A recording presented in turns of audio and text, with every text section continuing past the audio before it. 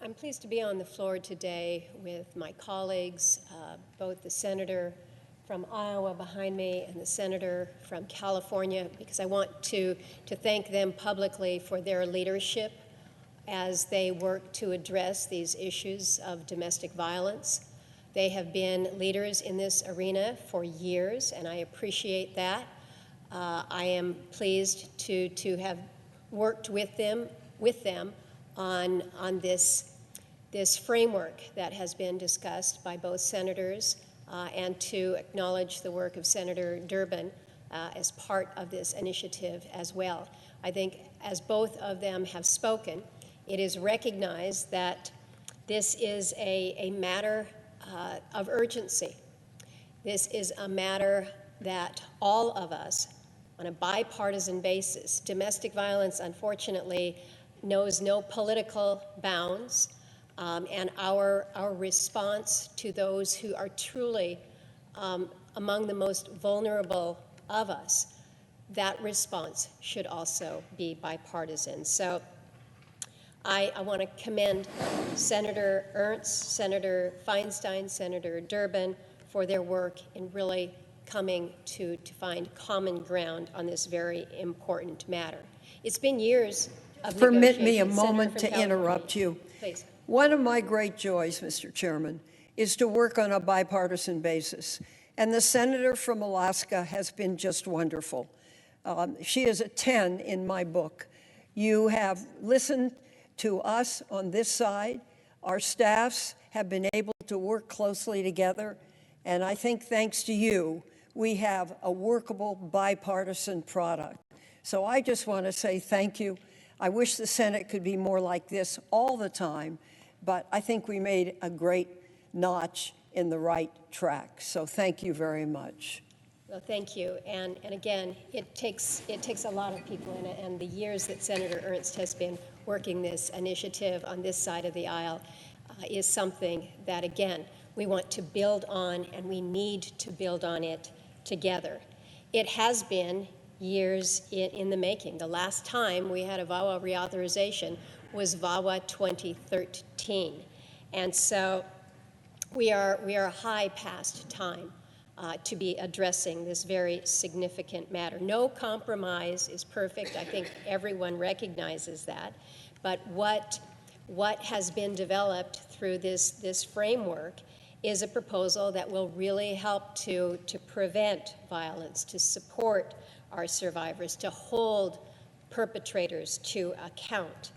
And the effort to be here where we are today on the floor speaking to this is one thing, but we all want to get to that next step, which is filing the legislation so we can get it moving through this process, and I look forward to doing that in the new year. I can tell you, as a senator from Alaska, this is an extraordinarily pressing issue in my state. And as the Vice Chairman of the Indian Affairs Committee, I can affirm that this is a very real need across Native lands.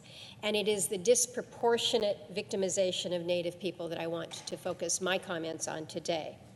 By now, I would hope that every senator understands the crisis of missing, murdered Indigenous women and girls. We refer to this as MMIW. That's why we passed Savannah's Act and the Not Invisible Act, and I want to acknowledge my colleague who has been working this issue with us for so long, Senator Cortez Masto. I think we recognize that we've made good progress there, but to fully address the root causes of this crisis, the high rates of domestic violence, sexual assault, trafficking, the violent crime in Native communities, we have an awful lot more to do. The rates of violence experienced by Alaska Natives are particularly horrific, and the statistics should shock us all. I repeat them a lot, and they still shock me. According to a report prepared by the Indian Law and Order Commission, Alaska Native women are overrepresented by nearly 250% among female domestic violence victims around our country. Put it in context here. A couple years ago, there was an investigation that was conducted by the Anchorage Daily News determined that 1 in 3 Native communities in rural Alaska have no local law enforcement that is physically present, leaving Native women and children at greater risk of violence. So think about what that means for just a minute, to live in a community where there is no one to turn to, no law enforcement presence to turn to. Maybe you're able to share your story with a local health aide there, but that's about as far as you can go. And beyond that, you have many Alaska tribes that lack the tools that they need to address violence in their communities. A couple years ago, the Attorney General at the time, William Parr, was invited to the state. He came up and we said, we need to get you out to one of these remote villages. He saw firsthand, and he was so dramatically impacted after his just multiple hours on the ground there. He declared a law enforcement emergency after hearing directly from those who had suffered due to lack of public safety.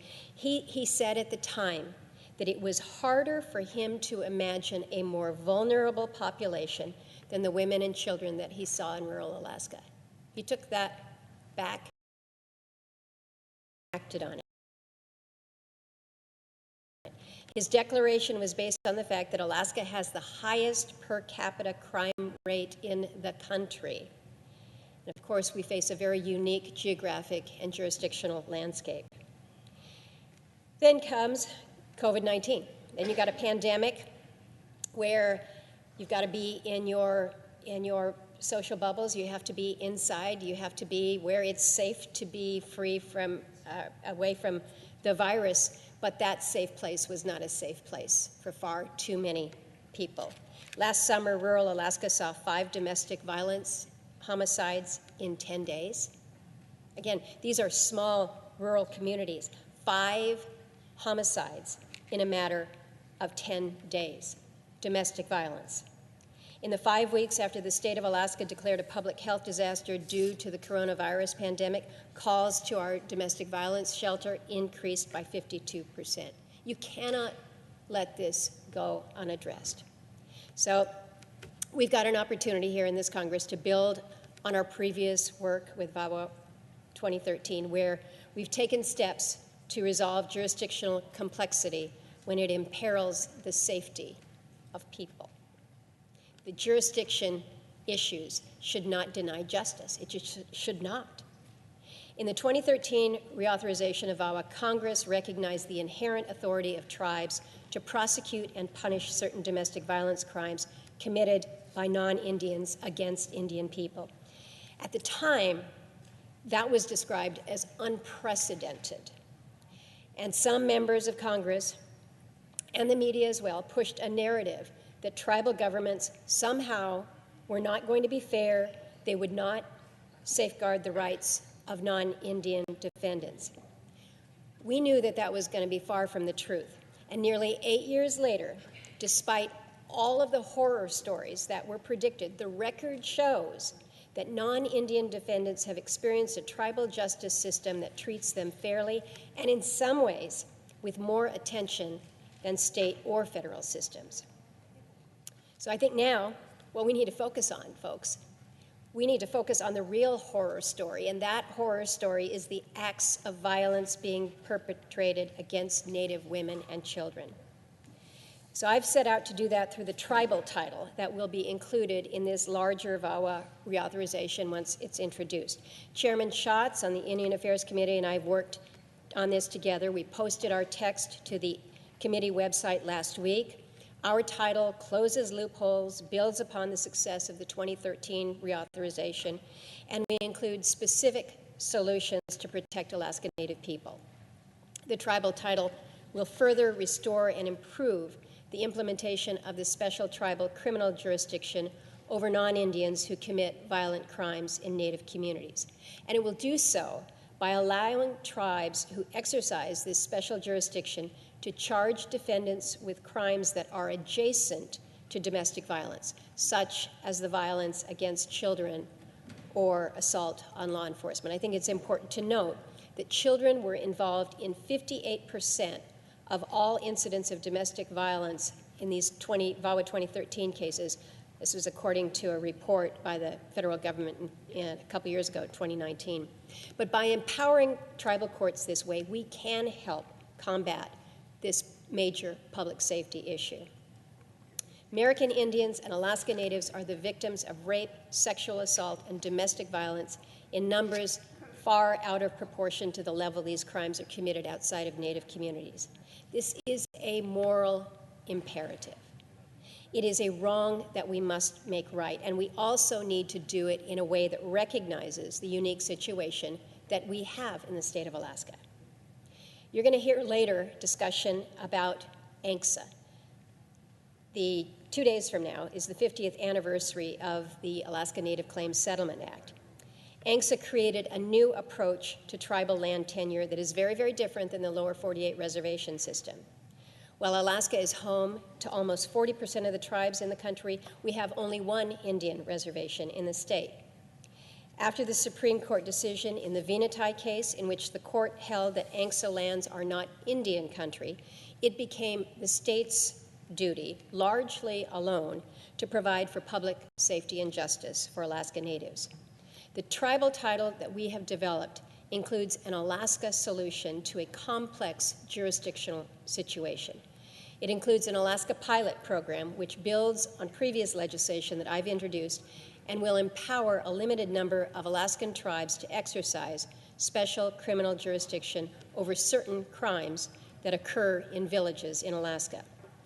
Similar to how the pilot rolled out for the lower 48 tribes, Alaska tribes will have to meet certain criteria, including having a tribal justice system that can adequately and appropriately safeguard the rights of defendants. In addition to the provisions essential to bringing justice and safety to Alaska Native people, our critical legislation will ensure that VAWA's tools and resources will better serve the needs of survivors of domestic violence, dating violence, sexual assault, and stalking. I'm proud, Mr. President, to have authored texts that will help to address this ongoing epidemic that Alaska faces with violence and has left long-lasting trauma for too many of our women, our children, and our families. Congressman Young on the House side has introduced similar language to help in this, but we simply cannot allow survivors and the needs of the most vulnerable to go unmet. Very quickly, I want to just outline a couple different provisions that are contained in this bipartisan framework that recognize some of the matters that we've been working on in Alaska. There's a provision named in memory of an Alaskan, Brianna Moore. Bree's Law is what we call it, but in 2014, Cindy and Butch Moore experienced a tragedy that no parents should ever have to experience. They received a call that their 20-year-old daughter had been shot by her boyfriend in Anchorage. And in the wake of that devastation, they turned their energy, they put their hearts, their passion into working around the state and now at the federal level to ensure education is provided to teens to prevent future tragedies. So Bree's Law drives education initiatives to enable youth, parents, and advocates to recognize, prevent, and mitigate teen dating violence.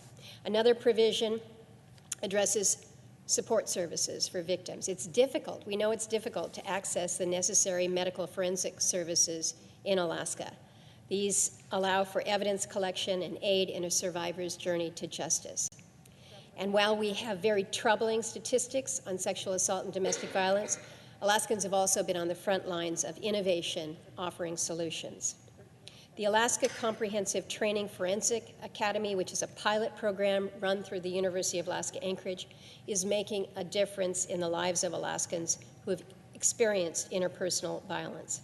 Built on the belief that all victims of violence deserve evaluation and care from forensically trained healthcare providers, I've been able to secure some provisions in our VAWA proposal that will allow other universities and states to model this successful program and expand access to trauma-informed care. Mr. President, there's clearly a public safety crisis that we are dealing with in rural Alaska and across Indian country. But we've got an opportunity in this Congress to work together across the aisle to find solutions, to restore justice. And I look forward to building strong bipartisan support for a VAWA reauthorization that will make a positive difference in the safety of Native communities and for victims of domestic violence and entire communities in Alaska and, of course, across the country. We must let our women, children, families who have been affected by devastating violence know that you are heard and that we stand with you.